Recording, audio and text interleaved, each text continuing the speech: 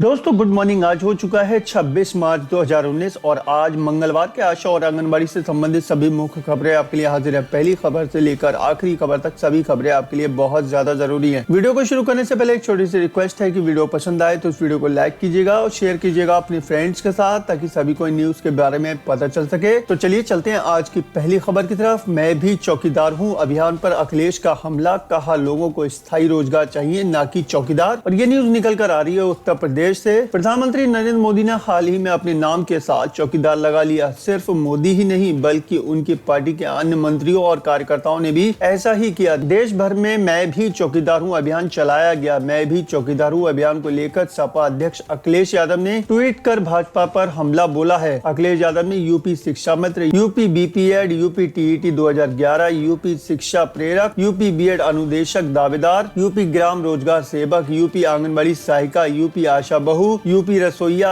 कार्यकर्ता अनुदेशक आदि का इंडिकेट करते हुए लिखा है कि इन लोगों को स्थायी रोजगार चाहिए न कि चौकीदार। उन्होंने आगे लिखा कि विकास पूछ रहा है भाजपा अपनी रैलियों में केवल विपक्ष की ही बातें क्यों कर रही है। क्या भाजपा के 5 साल के शासनकाल में उनकी अपनी कोई भी सकारात्मक उपलब्धि नहीं है। जनता के आक्रोश और हार के डर से भाजपा के नेता और कार्यकर्ता गर्मी का बहाना करके चुनाव प्रचार से बच रहे हैं। सोशल मीडिया पर खुद को चौकीदार कहना आसान है, पर कोई उन युवकों की आवाज भी सुने जो नौकरी न मिलने की वजह से चौकीदारी करते हैं। मैं भी चौकीदार की मार्केटिंग उन किसानों का भी अनादर है जो रात भर जागकर अपने खेत बचाने पर मजबूर हो गए। देश को प्रचार मंत्री नहीं नया प्रधानमंत्री चाहिए। बसपा सुप्रीमो मायावती ने भी पीएम नरेंद्र मोदी पर निशाना साधा था। मायावती ने ट्वीट करते हुए लिखा था कि मोदी बोले हर भारतीय कह रहा है मैं भी चौकीदार हूँ, जबकि अखबारों की चर्चित खबर है कांग्रेस के बोफोर्स की तरह राफेल रक्षा सौदे में फंसे पीएम मोदी का यह पहला चुनावी कैंपेन साबित करता है कि बीजेपी कितनी ज्यादा भयभीत है, जो विनाश काले विपरीत बुद्धि की मिसाल है। तो दोस्तों बहुत बड़ी अपडेट निकल कर आ रही है। यहाँ पर अखिलेश यादव ने प्रधानमंत्री नरेंद्र मोदी पर बड़ा हमला बोला। उन्होंने साफ कहा है कि UP Shiksha Mitra, UP BEd, UP TET 2011, UP Shiksha Prerak, UP BPEd अनुदेशक दावेदार, यूपी ग्राम रोजगार सेवक, यूपी आंगनबाड़ी सहायिका, यूपी आशा बहू, यूपी रसोईया कार्यरत अनुदेशक आदि को चौकीदार नहीं रोजगार चाहिए। तो दोस्तों अब आप लोग मुझे कमेंट करके जल्दी से अपनी राय बताइए, आपकी इस मामले पर क्या राय है। वादे तो चुनाव के दौरान सभी किए जाते हैं, लेकिन चुनाव के बाद कितने वादे पूरे हो पाते हैं ये देखने वाली बात होगी। और दोस्तों अब आप लोग मुझे कमेंट करके अपनी राय जरूर बताइएगा। और दोस्तों अगली बड़ी न्यूज निकल कर आ रही है पंजाब के नवा शहर से 5 महीने से नहीं मिला वेतन, आंगनबाड़ी वर्करों में रोष। आंगनबाड़ी मुलाजिम यूनियन सीटू की आंगनबाड़ी वर्कर और हेल्परों ने सीडीपीओ कार्यालय के सामने सोमवार को रोष धरना दिया। उन्होंने सीडीपीओ को मांग पत्र सौंपा। प्रधान राजवीर कौर काहलो, सीटू नेता चरणजीत कौर नवा शहर, बलजीत कौर मलपुरी तथा दलबीर कौर ने संबोधित किया। आंगनबाड़ी वर्करों और हेल्परों ने बताया कि पिछले 5 महीनों का वेतन नहीं मिल पाया है और न ही आंगनबाड़ी सेंटरों का किराए की राशि दी गई है, न ही फ्लैक्सी फंड और न ही डीए ही मिला है। उन्होंने बताया कि सिर्फ नवा शहर ब्लॉक ही ऐसा है जहाँ पर वर्करों से बिना वेतन से काम लिया जा रहा है, जबकि अन्य सभी ब्लॉकों में समय पर वेतन आदि मिल रहा है। उन्हें चेतावनी दी है कि अगर उनकी मांगों को जल्द पूरा नहीं किया गया तो संघर्ष और तेज कर दिया जाएगा। इस संबंध में चाइल्ड डेवलपमेंट प्रोजेक्ट अफसर नरेश कौर ने बताया कि फंड के लेट आने के कारण यह मुश्किल आई है। दोस्तों कितने अफसोस की बात है, पंजाब के नवा शहर में पिछले 5 महीने से आंगनबाड़ी वर्करों को वेतन नहीं मिला और शासन के ऊपर इसका कोई इफेक्ट भी नहीं पड़ा। लगातार 5 महीने हुए काम करते हुए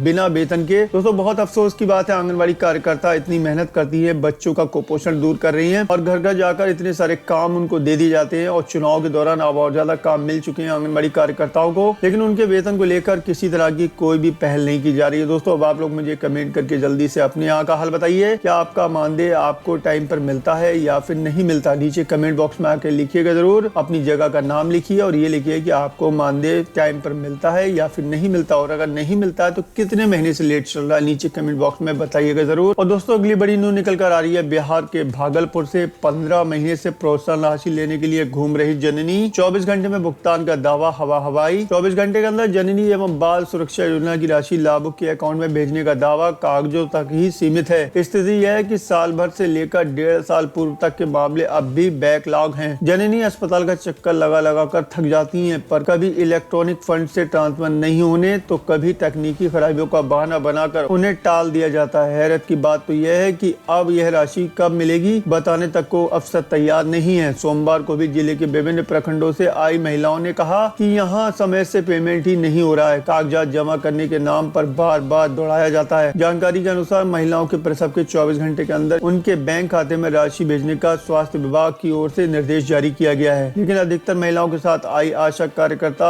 बैंक पासबुक समय से लेकर नहीं आती हैं। लिहाजा जब महिलाओं को 48 घंटे बाद डिस्चार्ज किया जाता है तो दोबारा कागज जमा कराने में देरी हो जाती है। जननी एवं बाल सुरक्षा योजना के तहत प्रसव के बाद जननी को पौष्टिक आहार मिले, इसके लिए शहरी क्षेत्र में 1000 रूपए और ग्रामीण क्षेत्र की महिलाओं को 1400 रूपए दिए जाते हैं। यह राशि तत्काल दिए जाने का प्रावधान है ताकि डिस्चार्ज के बाद पर्याप्त दवा व जच्चा बच्चा के लिए जरूरत के आहार खरीदे जा सके। इस मामले पर डॉक्टर ए के मंडल प्रभारी सदर अस्पताल ने कहा, सोमवार को भी 150 बैकलॉग पर अकाउंटेंट ने हस्ताक्षर करवाए हैं। सिविल सर्जन के ट्रांसफर के बाद बैंक में हस्ताक्षर चेंज होता है, इस वजह से कुछ रह गया था जिसे कर लिया गया है। जल्दी ही सबका पेमेंट कराया जाएगा। और दोस्तों अगली बड़ी न्यूज निकल कर आ रही है मध्य प्रदेश के श्योपुर से। आचार संहिता के बाद अफसर चुनाव में व्यस्त, आधे आंगनबाड़ी केंद्रों पर पोषाहार खत्म। लोकसभा चुनाव की आचार संहिता के दौरान अफसर चुनावी तैयारी में व्यस्त हो गए हैं। इसका फायदा महिला बाल विकास और आंगनबाड़ियों पर उठाया जा रहा है। कई आंगनबाड़ी केंद्रों पर पोषाहार बट नहीं रहा है तो कई जगह पोषाहार भेजा ही नहीं गया है। 1236 आंगनबाड़ी केंद्रों में से आधे केंद्रों पर यही हाल है। जिले में 1236 आंगनबाड़ी केंद्रों पर 34,000 बच्चे दर्ज हैं। इनमें 20,000 कुपोषित तो 3425 अति कुपोषित बच्चे दर्ज हैं। केंद्रों पर दर्ज बच्चों को अब पोषाहार भी नहीं बांटा जा रहा है। ऐसा इसलिए हुआ है क्योंकि वर्तमान में आचार संहिता लगी हुई है और अफसरों के निर्वाचन में व्यस्त होने से मॉनिटरिंग नहीं कर पा रहे हैं। पोषाहार के पैकेट पर पूर्व में संचालित सबला योजना से लेकर अन्य योजनाओं की जानकारी दी गई है। इसे लेकर भी केंद्रों से इन पोषाहार के पैकेटों को नहीं बांटा जा रहा है। हालांकि यह पैकेट कुछ केंद्रों पर ही बचे हैं। अब अफसर तर्क दे रहे हैं कि उन्होंने एक भी ऐसा पैकेट नहीं बांटा और न ही केंद्रों को भेजे गए हैं। अगर वही स्टॉक में रखा है तो उसे हटाकर नए पैकेट भेजेंगे। वैसे उक्त पैकेटों को आचार संहिता के फेर में पूर्व में ही हटा दिया गया है। और दोस्तों अगली बड़ी न्यूज निकल कर आ रही है बिहार के नवादा से। फर्जी अंक पत्र पर बन गई सेविका, डीएम से की गई शिकायत। गोविंदपुर प्रखंड मुख्यालय पंचायत की वार्ड 7 में आंगनबाड़ी सेविका चयन में भारी अनियमितता की शिकायत मिली है। चयनित सेविका का अंक पत्र फर्जी है। इसका खुलासा तब हुआ जब संबंधित विद्यालय से अंक पत्र की निकासी कराई गई। ऐसे में इसकी शिकायत समाहर्ता से की गई है। कुसुम कुमारी का आरोप है कि वार्ड 7 में सेविका पद के लिए आवेदन दी थी। 4 माह पूर्व कम अंक रहने के बावजूद सोनी कुमारी सिन्हा का चयन कर लिया गया। अधिक अंक 414 रहने के बावजूद उसे चयन से वंचित किया गया है। जबकि बिहार विद्यालय परीक्षा समिति द्वारा जारी अंक पत्र के अनुसार सोनी कुमारी पति सुबोध साहब का अंक 340 द्वितीय श्रेणी है। इसकी पुष्टि आरडीएच उच्च विद्यालय राजगीर के प्रधानाध्यापक ने भी की है। सोनी ने अपना फर्जी अंक 534 प्रथम श्रेणी दर्शाकर सेविका पद पर चयन कराने में सफल रही है। उन्होंने प्रमाण पत्र के रूप में दोनों अंक पत्र समाहर्ता को उपलब्ध कराते हुए मामले की जांच कर चयन मुक्त करने की गुहार लगाई है। आपको बता दें जिले में इस प्रकार के कई मामले की शिकायतें समाहर्ता से की गई हैं, जिसकी जांच होनी शेष है। और दोस्तों अगली बड़ी न्यूज निकल कर आ रही है मध्य प्रदेश के शिवपुरी से। टीबी की बीमारी में सर्वश्रेष्ठ काम पर 36 ट्रीटमेंट सपोर्टर सम्मानित। विश्व क्षय रोग दिवस के दूसरे दिन टीबी मरीजों के इलाज में सर्वश्रेष्ठ काम करने पर ट्रीटमेंट सपोर्टर्स आंगनबाड़ी व आशा कार्यकर्ता को प्रशस्ति पत्र देकर सम्मानित किया गया। इधर जिला अस्पताल के टीबी वार्ड में भर्ती मरीजों को पलंग पर गद्दे तक नसीब नहीं है। जिला अस्पताल के धनवंतरी ब्लॉक डी में कार्यक्रम आयोजित कर 36 कार्यकर्ता को सम्मानित किया गया। विश्व क्षय दिवस के साप्ताहिक कार्यक्रम की श्रृंखला में टीबी वार्ड की हालत सुधारने पर किसी का ध्यान नहीं गया है। यहाँ 3 पलंग पर भर्ती मरीजों को गद्दे नहीं दिए गए। चौथे मरीज के लिए पलंग पर फटा हुआ गद्दा बिछा है। मरीज के लिए चादर तक नहीं बिछाई गई है। जिला क्षय अधिकारी डॉक्टर आशीष व्यास का कहना है कि टीबी वार्ड में मरीजों की सुविधा के लिए सिविल सर्जन को पत्र लिखेंगे। और दोस्तों अगली बड़ी न्यूज निकल कर आ रही है झारखंड के पाकुड़ से। आंगनबाड़ी में बच्चों की संख्या बढ़ाएं। सोमवार को प्रखंड के बाल विकास परियोजना कार्यालय में बाल विकास परियोजना अधिकारी गीता